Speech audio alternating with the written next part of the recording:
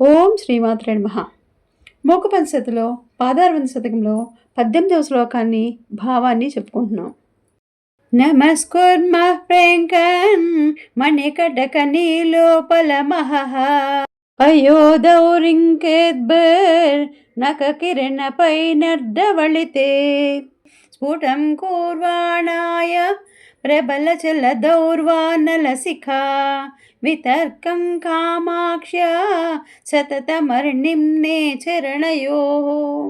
కామాక్షిదేవి కాలి అందలలో పొదగబడిన ఇంద్రనీలాల కాంతి ఒక సముద్రంలాగా ఉంది.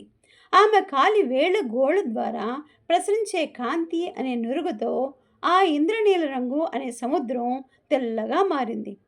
తెల్లగా మారిన సముద్రంలో బడబాగ్నిలా అనిపిస్తూ అమ్మవారి ఎర్రని పాదం ఉంది. అలా ఉన్న ఎర్రని పాదాలకి నమస్కరిస్తున్నాను అనగా కామాక్షిదేవి కాలి అందలు ఇంద్రనీలమణులతో పొదగబడి ఉన్నాయని, ఆమె కాలి గోళ్ళు తెల్లగా ప్రకాశిస్తున్నాయని, దేవి పాదాలు బడబాగ్నిలాగా ఎర్రగా వెలుగొందుతున్నాయని భావన. ఓం శ్రీమాత్రే నమః.